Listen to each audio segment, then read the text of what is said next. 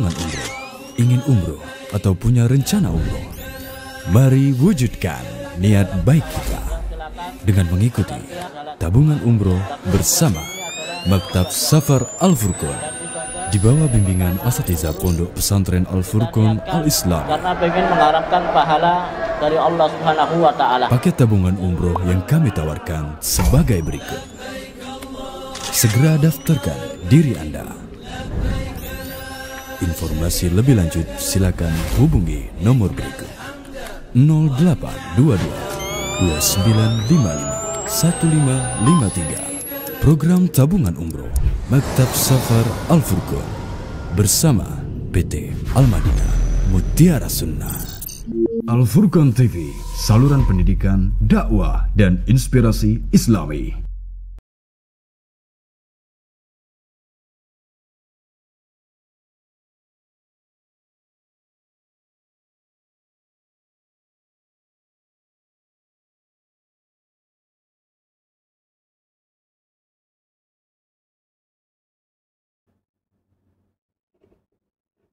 Bismillahirrahmanirrahim. Assalamualaikum warahmatullahi wabarakatuh.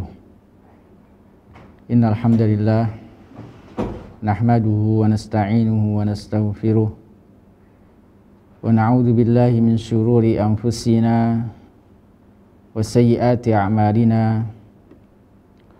May yahdihillahu fala mudilla lahu wa may yudlil fala hadiyalah.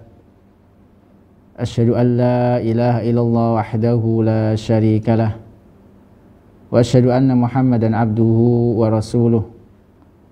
Allahumma salli wa sallim wa barik ala nabiyyina Muhammad wa ala alihi wa ashabihi wa man sara ala nahjihi wa qatafa atharahu ila yaumiddin.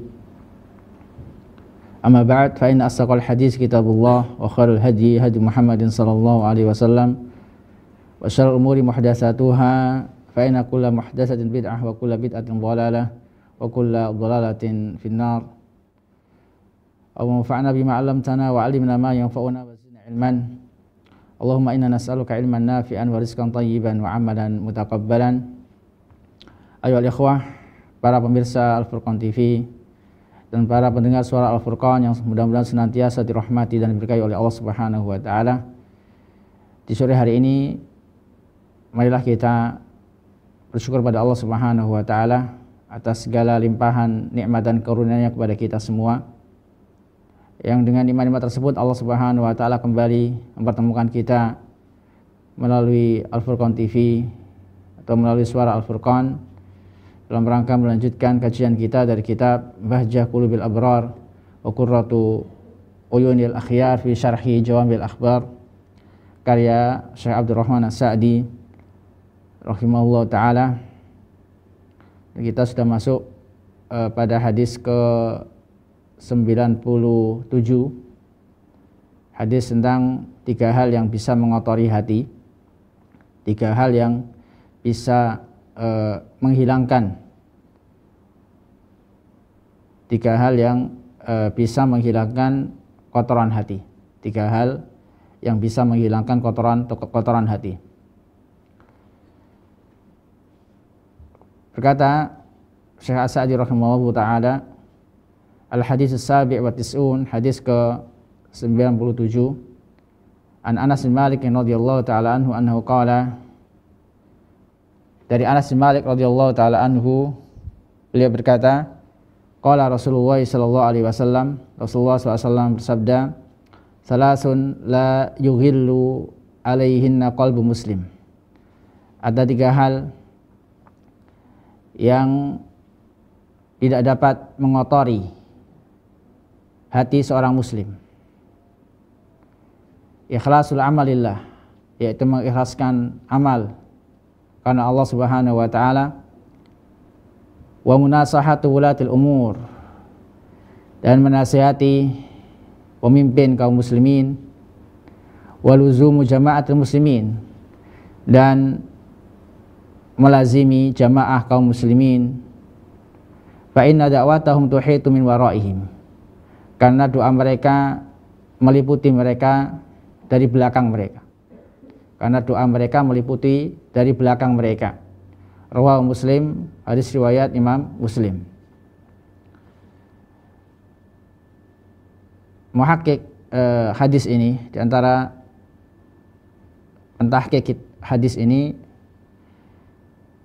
menjelaskan bahwasanya Syekh rahimahullah ta'ala menisbatkan hadis ini ke Imam Muslim. Yang benar hadis ini diriwayatkan oleh Al-Imam At-Tirmidzi dan juga Imam Ibnu Majah rahimahumullah ta'ala, dan juga dikeluarkan pula Imam Ahmad dan disahihkan oleh Ibnu Hibban. Nabi SAW ketika menyampaikan hadis ini, beliau berada di Mina.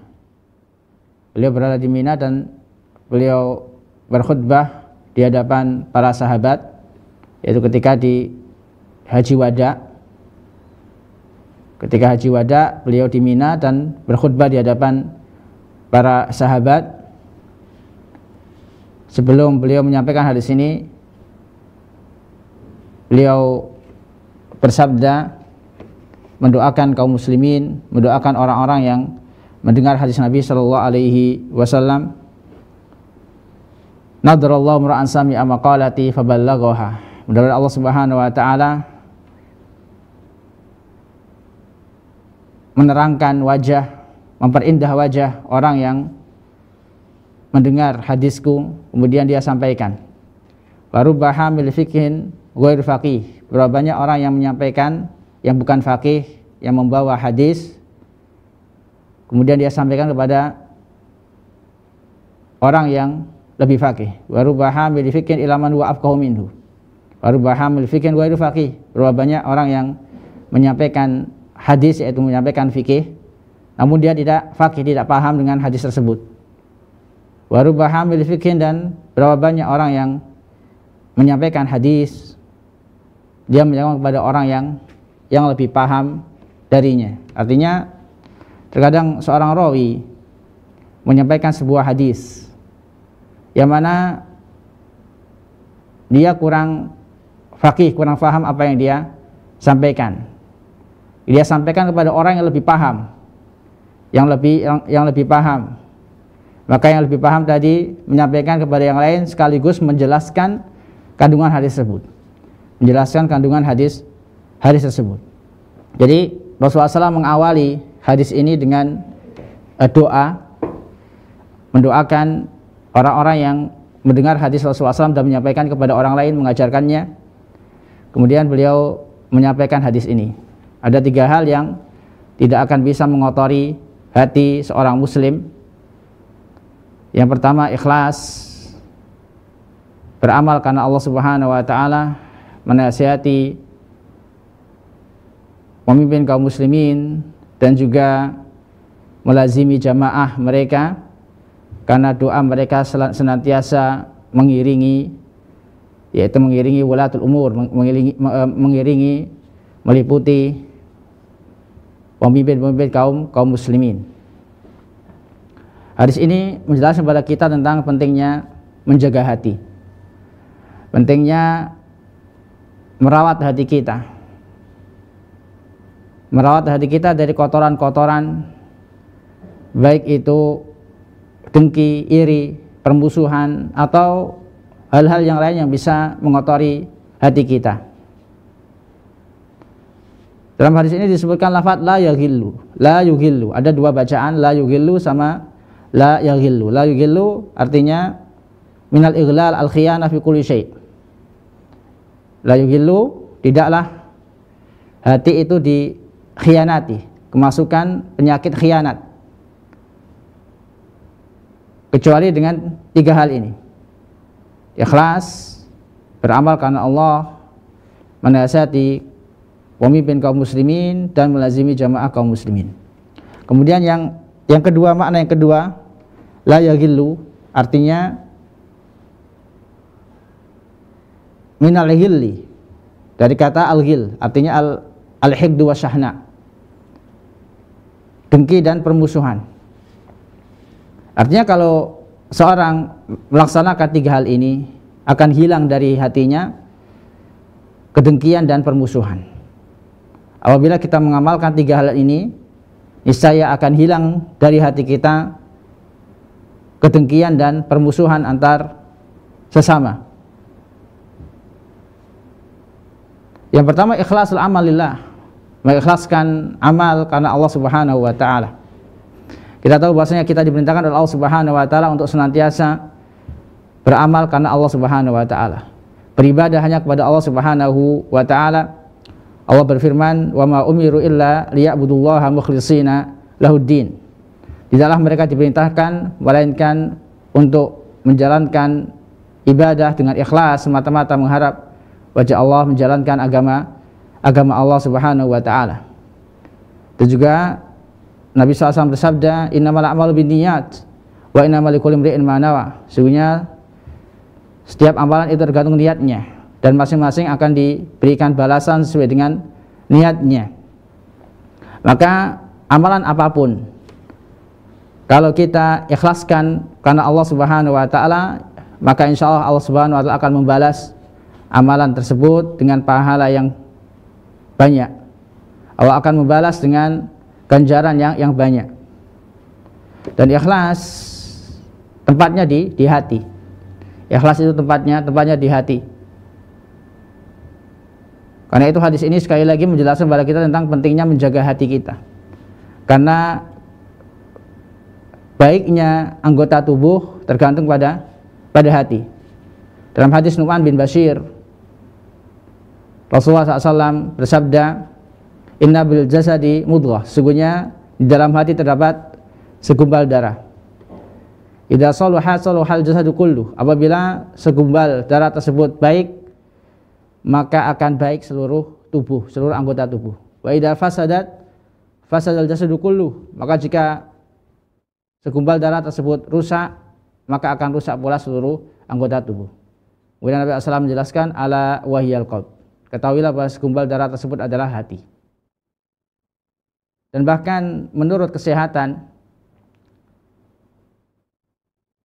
orang yang menjaga hatinya, orang yang sehat hatinya, akan berpengaruh terhadap kesehatan anggota badannya. Orang yang jiwanya sehat, maka akan sehat pula jasmaninya. Karena itu pentingnya kita membersihkan hati kita dengan cara diantaranya adalah senantiasa ikhlas, berusaha ikhlas dalam segala amalan yang kita kerjakan. Ikhlasul amali lillah. Ini yang pertama. Yang kedua, wa munasahatu wulatil umur. Dan menasihati pemimpin kaum muslimin. Tentunya menasihati mereka bukan dengan di depan umum, bukan dengan cara menyebarkan aib-aib mereka di depan umum, karena bisa jadi yang kita sampaikan itu hak,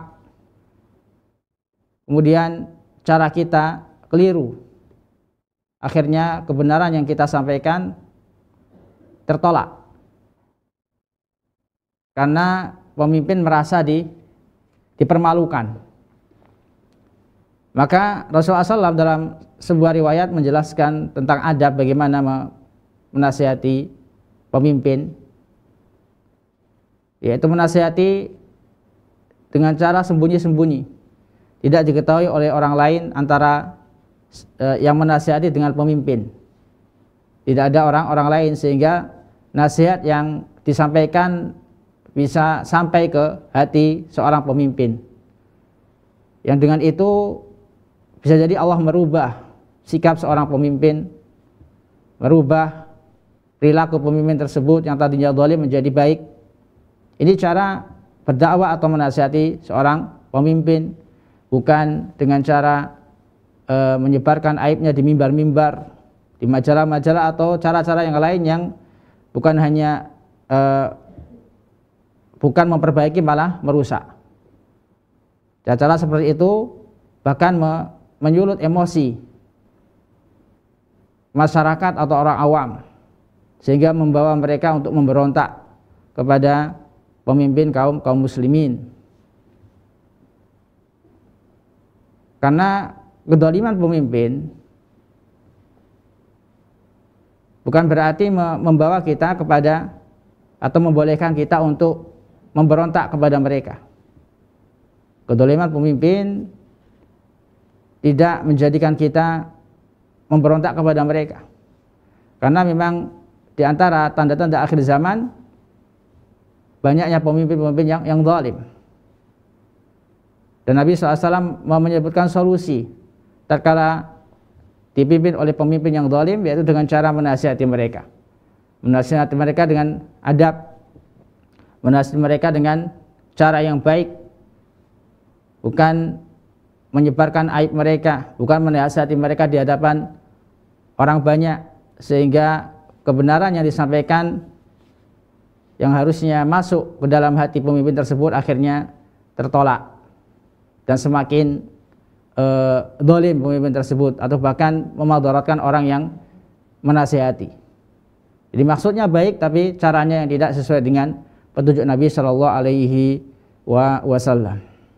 Adapun jika sudah disampaikan kebenaran, dinasihati dengan cara yang baik sesuai dengan petunjuk Nabi SAW, namun masih tetap zalim, maka urusannya diserahkan kepada Allah Subhanahu Wa Taala. Tetap kita sabar dan senantiasa mendoakan agar berubah, agar Allah rubah pemimpin tersebut menjadi pemimpin yang baik. Berapa banyak pemimpin yang zalim kemudian dirubah oleh Allah Subhanahu Wa Taala.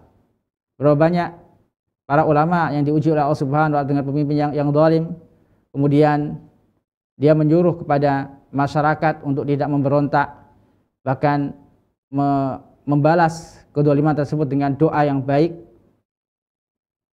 yang pada akhirnya Allah Subhanahu Wa Taala menggantikan pemimpin tersebut dengan pemimpin yang baik. Di mana yang terjadi di zaman Al-Imam Ahmad bin Hanbal rahimahullah taala, tatkala beliau diuji oleh Allah Subhanahu Wa Taala dengan pemimpin yang berakidahkan Mu'tazilah, terpengaruh dengan akidah Mu'tazilah, yang akhirnya para ulama, para masyarakat disuruh untuk meyakini akidah Mu'tazilah, yang diantaranya adalah meyakini bahwasanya Al-Quran adalah makhluk. Dan bahkan banyak para ulama yang meninggal, terbunuh karena mempertahankan akidah yaitu Al-Quran adalah kalamullah, bukan makhluk. Di antara yang tetap tegar di atas akidah yang benar, Al-Imam Ahmad bin Hanbal. Bahkan beliau disiksa, dipenjara, dilarang untuk mengajarkan ilmu, bahkan dilarang untuk sholat jamaah dan sholat Jumat. Penjara di rumahnya, penjara di rumahnya, nggak boleh keluar. Suatu ketika tatkala beliau di penjara, ada beberapa murid beliau yang mengunjungi Imam Ahmad rahimahullah taala. Beliau meminta Imam Ahmad agar memberikan perintah kepada murid-muridnya, kepada masyarakat, kepada pecintanya, untuk dibolehkan al-khuruj, yaitu memberontak. Namun beliau tetap menyuruh mereka untuk sabar meskipun mereka disiksa, meskipun beliau disiksa, dan beliau tetap sabar. Yang pada akhirnya Allah Subhanahu Wa Taala ganti dengan pemimpin yang baik, dengan pemimpin yang berakidahkan ahlu sunnah, sehingga beliau dibebaskan dari penjara rumah dan diizinkan kembali mengajar dan sholat berjamaah dan sholat Jumat dan aktivitas-aktivitas yang lain yang dulu beliau pernah laksanakan sebelum mihnah, sebelum ujian, yaitu firqah Mu'tazilah menyebar di daerah beliau, di daerah Baghdad. Ini di antara bukti bagaimana Allah Subhanahu Wa Taala memberikan keberkahan, kebaikan, merubah bagaimana keadaan pemimpin yang dulunya zalim, pemimpin yang zalim dirubah oleh Allah, diganti oleh Allah Subhanahu Wa Taala dengan pemimpin yang baik. Karena bisa jadi dikuasai atau suatu negara dipimpin oleh pemimpin yang zalim, bisa jadi karena dosa-dosa kaum muslimin, dosa-dosa rakyatnya. Karena itu pertama kali yang harus dirubah adalah amalan kita. Yang harus pertama kali dirubah adalah bagaimana kita bertauhid kepada Allah Subhanahu wa taala, beribadah kepada Allah Subhanahu wa taala. Maka insyaallah Allah Subhanahu wa taala akan memberikan pemimpin yang adil. Memberikan pemimpin yang adil kepada kaum muslimin tatkala mereka bersabar dan mengamalkan syariat Islam dengan benar. Jadi kalau kita ingin diberikan oleh Allah Subhanahu wa taala pemimpin yang adil, maka kita merubah diri kita terlebih dahulu sebelum kita merubah pemimpin kita. Karena bisa jadi adanya pemimpin yang zalim karena dosa-dosa kita, karena akibat dosa-dosa kita. Allah Subhanahu wa taala berfirman, "Innallaha la yughayyiru ma biqaumin hatta yughayyiru ma bi anfusihim." Sehingga Allah Subhanahu wa taala tidak merubah suatu kaum sampai mereka merubah diri mereka sendiri. Allah tidak mengatakan hatta yughayyiru ulata umurihim. Tapi Allah mengatakan sampai mereka merubah diri mereka sendiri, bukan sampai mereka merubah pemimpin mereka. Ini diantara bukti atau dalil apabila kita ingin dipimpin oleh pemimpin yang baik, maka kita merubah diri kita terlebih dahulu, dan tatkala kita ingin menasihati pemimpin, maka nasihatilah dengan cara yang baik sesuai dengan petunjuk Nabi Sallallahu Alaihi Wasallam. Perkara yang ketiga, kata Syekh rahimahullah taala, waluzumu jama'atil muslimin, dan senantiasa melazimi, senantiasa bersatu dengan kaum muslimin, tidak menyelisihi, tidak berbuat kerusakan, tidak berpisah dengan kaum muslimin, bersatu dengan kaum muslimin di atas tauhid, bersatu di atas sunnah, bersatu di atas ketaatan kepada Allah Subhanahu wa taala. Ini tiga hal yang bisa menghilangkan kotoran di hati seorang muslim, yaitu ikhlas, beramal karena Allah Subhanahu wa taala, menasihati pemimpin kaum muslimin dan melazimi jamaah mereka. Berkata Syekh As-Sa'di rahimahullah taala, qala Samsuddin Ibnu Qayyim rahimahullah taala. Berkata Samsuddin Ibnu Qayyim rahimahullah taala, Ibnu Qayyim Al-Jauziyah. Jadi Syekh As-Sa'di rahimahullah taala menukil ucapan Ibnu Qayyim rahimahullah taala tatkala beliau menjelaskan hadis ini. Beliau menukil dari kitabnya Madarijus Salikin. Apa kata Ibnu Qayyim rahimahullah taala? Bagaimana penjelasan Ibnu Qayyim terkait hadis ini? Kata beliau, "Ai la yabqa fihi ghillun. Salasun la yughillu alaihinna qalbu muslim, ai la yabqa fihi ghillun." Tidak akan tersisa di dalam hatinya ghillun, yaitu kedengkian atau kotoran-kotoran hati yang lainnya. Tadi dijelaskan di antara makna ghil, yaitu kedengkian, permusuhan, khianat. Wala yahmilu ghilla ma'a hadis salasah, dan hati tidak akan membawa kotoran atau kedengkian bersama dengan adanya tiga hal ini. Bersamaan dengan adanya tiga hal ini, yaitu tatkala kita mengamalkan tiga hal ini, maka insya Allah akan hilang, akan bersih hati kita dari segala kedengkian dan penyakit hati yang lainnya. Bal tanfi anhu ghillahu, dan bahkan akan menghilangkan kotoran hati. Wa tunaqqihi minhu, dan membersihkan hati darinya. Wa tukhrijuhu anhu, dan mengeluarkan kotoran-kotoran tersebut dari hati. Karena hati itu, kata para ulama, ibarat raja. Ibarat raja. Apabila rajanya baik, maka pemimpinnya, rakyatnya pun akan baik. Jika rajanya bersih, rajanya jujur, maka seluruh rakyatnya pun akan jujur. Jadi hati itu bagaikan seorang raja, bagaimana dikatakan oleh para ulama rahimahumullah taala. Fa inal qalba yughillu ala syirki a'dama ghillin. Karena sesungguhnya hati itu bisa rusak karena syirik. Dan rusaknya hati karena syirik merupakan kerusakan yang besar. Wa kadzalika yughillu alal ghis, dan juga bisa merusak wa kadzalika yughillu alal ghis. Hati itu bisa kotor, bisa tercemar karena perbuatan ghish, yaitu curang. Wa ala khurujihi an jama'atil muslimin, dan juga hati bisa terkotori, tercemari karena keluarnya seorang muslim dari jamaah kaum muslimin, tidak bersatu dengan kaum muslimin, menyelisihi kaum muslimin, bil bid'ati wa dhalalah, dengan berbuat bid'ah dan kesesatan. Jadi di sini Al-Imam Ibnu Qayyim rahimahullah taala menjelaskan hal-hal yang bisa mengotori hati. Yang paling besar adalah dosa syirik. Kemudian dosa yang lain seperti curang, bid'ah, maksiat dan yang lainnya. Fahadihi as-salasa tamla'u ghillan wa dakhalan. 3 hal ini bisa merusak, bisa memenuhi hati dengan kedengkian dan permusuhan.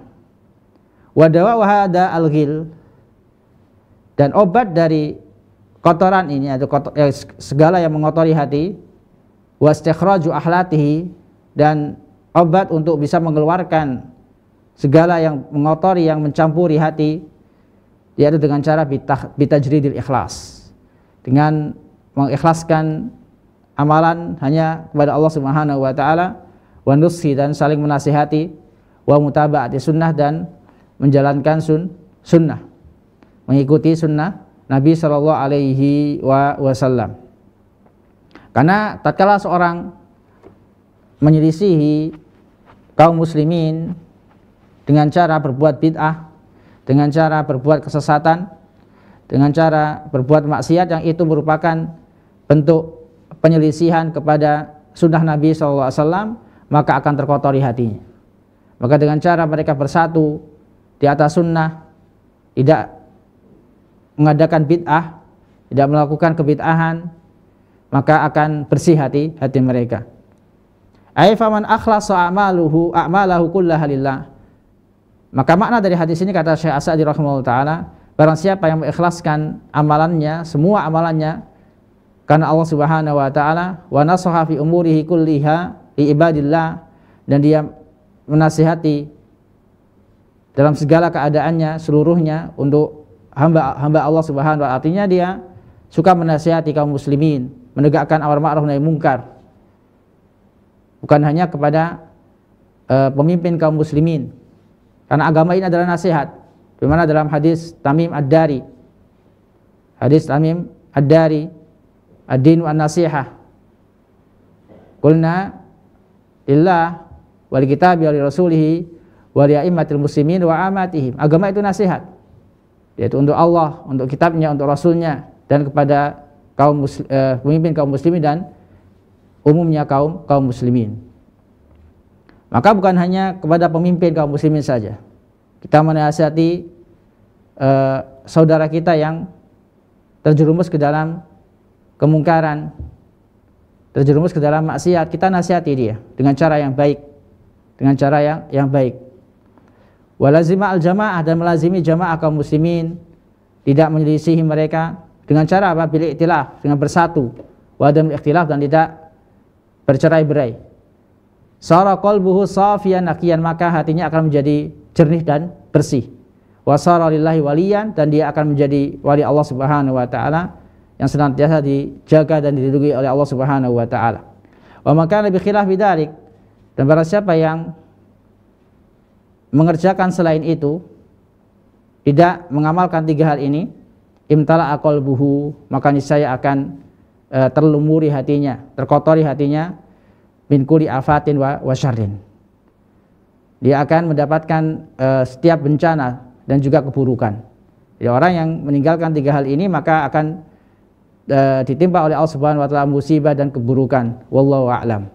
Maka hendaknya kita menjaga hati kita dengan senantiasa ikhlas beramal untuk Allah Subhanahu wa taala, saling nasihat menasihati, terutama menasihati pemimpin dengan cara yang baik sesuai dengan petunjuk Nabi Muhammad SAW, dan melazimi jamaah kaum muslimin, yang diantaranya adalah dengan cara menjalankan sunnah, mengamalkan sunnah Nabi SAW, dan tidak berbuat bid'ah. Maka niscaya Allah Subhanahu wa taala akan membersihkan, menjaga hati kita dari noda-noda dosa dan maksiat.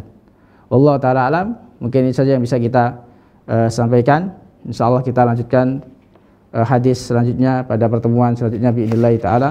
Kita tutup dengan bacaan kafaratul majelis. Subhanakallahumma bihamdika asyhadu an la ilaha illa anta astaghfiruka wa atubu ilaik. Wa sallallahu alaihi Muhammadin wa ala alihi washabbihi wasallam. Assalamualaikum warahmatullahi wabarakatuh. Al-Furqan TV, saluran pendidikan, dakwah dan inspirasi Islami.